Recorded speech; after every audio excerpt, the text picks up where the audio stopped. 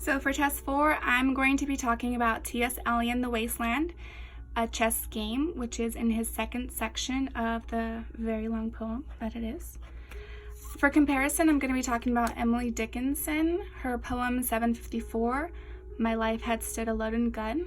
And comparing these two, I'm going to be talking about the 3 themes that they share, which is death, servitude, and relationships. And this is by me, Clarissa Eldoretti. So, to start off, I'm going to be talking about Emily Dickinson's poem, My Life Had Stood a Loaded Gun. Just to start off with a basis with exactly where I'm going to be going when I talk about a game of chess with T.S.Eliot's The Wasteland. So, here we have Emily Dickinson's My Life Had Stood a Loaded Gun. We have 1, 2, 3, 4, 5, 6 stanzas.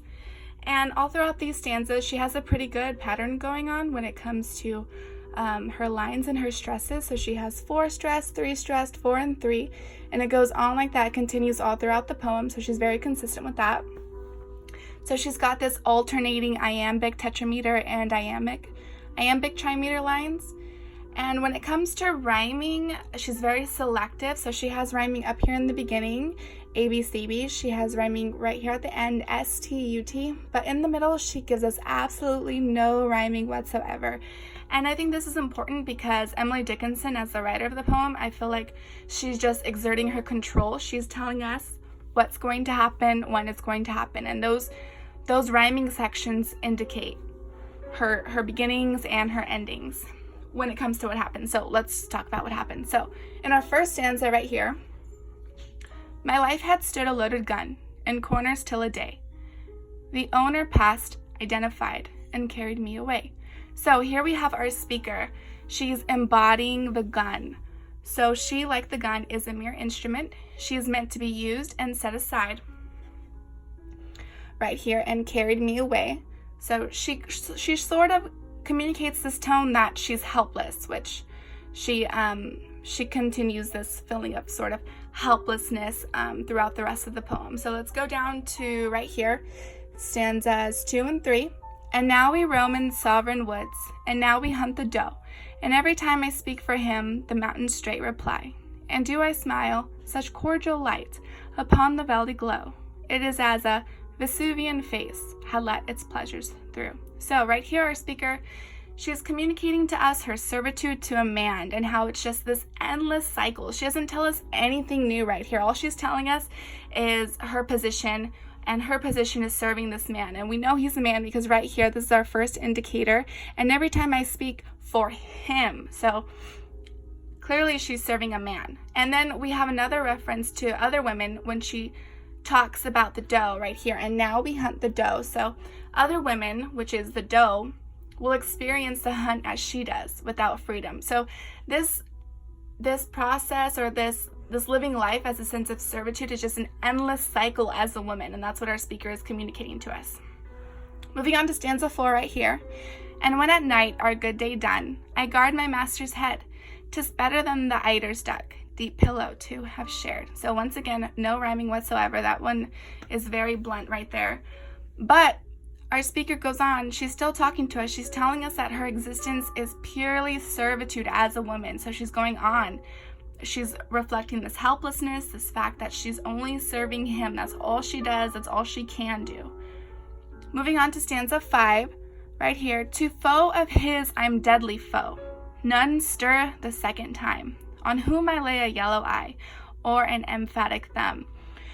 So the tone, she's kind of switching it up right here, because while all over here she's helpless and all she can do is serve, she's letting us know right here in stanza 5 that she has potential, but she doesn't act on it.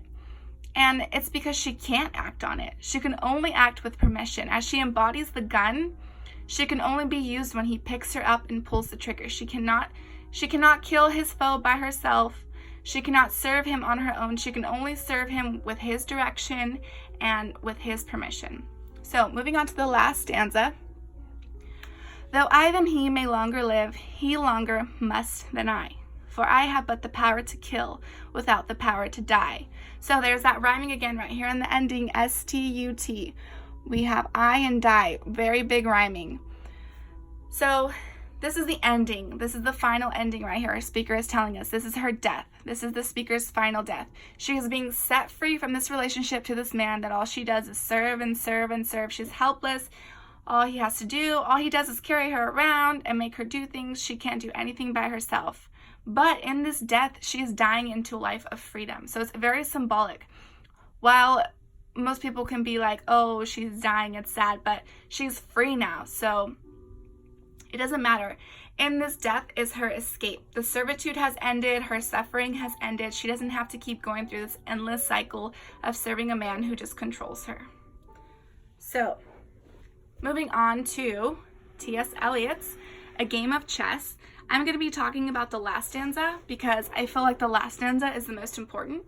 So in the last stanza, T.S. Eliot gave us a very unorganized rhyme and meter scheme. I started to try to look to see if there was anything significant when it came to stresses, but I couldn't really find anything. And the first one, all I found was like 4, 6, 2, 5, 6, 5, 5. So it's very unorganized. It's kind of all over the place, but not really, because when you read it, Eliot still delivers like a very good rhythm, and he does this with repetition, 2 ways of repetition. So the first way is right here when he has I said, he said, I said. The poem is full of I said, he said, she said. And then the second form of repetition is right here, where we have hurry up, please, it's time, right here again, again, again, and again. So this interruption is very consistent. So these interruptions and these constant he said, she said, they come together and they create a very, I don't know, like flowing rhythm. When Lil's husband got demobbed, I said, I didn't mince my words, I said to her myself, hurry up, please, it's time. Now Albert's coming back, make yourself a bit smart. He'll want you to know what you've done with that money he gave you. So it just goes on like that. It's kind of upbeat, but it's very consistent, and that's very important. Because this thing is happening fast, it's happening quick, this conversation. These people are very unwincing with their conversation, and what they talk about is nothing nice at all. So T.S. Eliot, he also can reflect Emily Dickinson with her themes of death, servitude, and relationships. This whole last stanza has everything to do with a relationship. So we have Lil, who is the subject of this very sad conversation, and she comes off as an instrument, just like the speaker was in Emily Dickinson. So right here, this is our first indicator that she's an instrument. Now Albert's coming back. Make yourself a bit smart. Now, of course, this doesn't mean smart intellectually. This means smart to make herself look better and more attractive. Her husband's out of the war. You need to get your life together. You're a woman. You're meant to be used.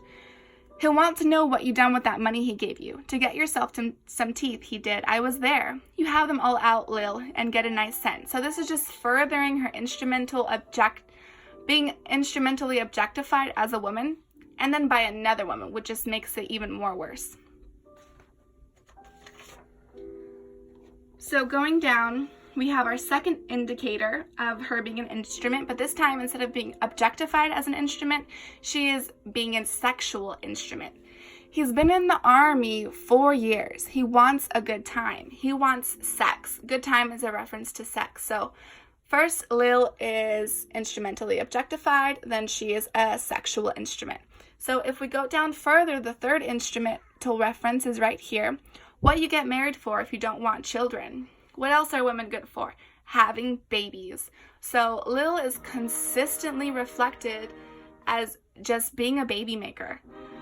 Being a baby maker, looking good for her husband, and having sex with her husband. That's pretty much it. And even her so-called friend, I'm not sure if it's May or Lou, has absolutely no regard for her feelings whatsoever. She's just telling her like it is. She's saying, this is how life is. This is what you need to do to get your life together. And right here at the end, we have a big shift back to normalcy. So up here, we have all of this terrible sadness about Lil. We talk about her abortions, how she takes abortion pills, how her pills are indirectly killing her. And then we just shift right here at the bottom. Well, that Sunday, Albert was home. They had a hot gammon, and they asked me into dinner to get the beauty of it hot. Hurry up, please, it's time. Hurry up, please, it's time. good night, Bill, good night, Lou, and then we go on with the good nights and the good nights. So right here in these two lines, we just have like this normalcy, and it's just like bam, like in our face. And I feel like that just adds to the peculiarness of the situation. It makes it even more awkward. Like, how can you just talk about all of these things and then just immediately shift? So furthermore, we have the end. Oh, I need to fix my paper. So we have the end of our poem, and she says, good night, ladies. Good night, sweet ladies. Good night, good night. And this is a direct reference, a direct quote to Ophelia and Hamlet, Act 4, Scene 5, lines 77 through 78. And Ophelia is important because she eventually dies. She's believed to have drowned herself. So altogether, this is just a reference to death. Lil needs death. Death will be her escape, as it was for Ophelia. Lil's trapped in life. All she does is have babies. She has 5. She almost dies when she gave birth to the 6th one. Her second entrapment is that she has to kill her babies because she can't afford to feed the rest of them, hence the abortion pills that are ruining her body, ruining her mental state, making her teeth fall out. And the third entrapment is having to repair her damaged body, where she gets no support from anyone. She's just always judged and bashed on. So she's expected to repair her damaged body for an ungrateful and absent husband, hence he's off in the war, and for a peculiar society. All these people talking about her represent society.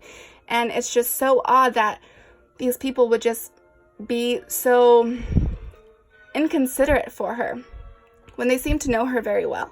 So overall, when we're talking about T.S. Eliot, I think it's important to realize how he can talk about relationships between man and a woman, and this last stanza right here is a very good example of that. The hardships of life, especially when it comes to a marriage, everything that can go on when it comes to pregnancies and failed pregnancies, the reality of death, how it can be an escape for some people, and the reality of being a woman. So especially in this last stanza of A Chess Game, Eliot really emphasizes the difference between two kinds of women.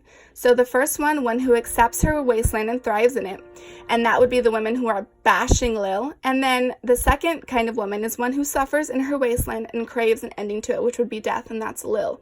So we have Lil, and then we have the women who are talking terribly about her. And the whole thing is just pretty despicable.